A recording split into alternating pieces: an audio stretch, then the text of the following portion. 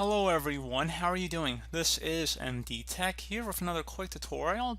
In today's tutorial, I'm going to show you guys how to force quit applications that are not closing or are unresponsive on your MacBook computer. So it should be a pretty straightforward tutorial, and without further ado, let's go ahead and jump right into it.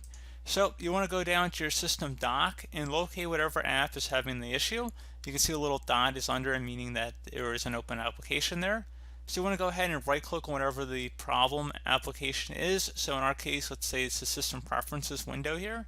So we're going to go ahead and right click on this dock icon that represents that. So go ahead and right click on it, and you want to select quit. And there you go guys, simple as that. There might be an option to force quit as well, but pretty straightforward process there guys. Do hope that I was able to help you out, and I do look forward to catching you all in the next tutorial. Goodbye.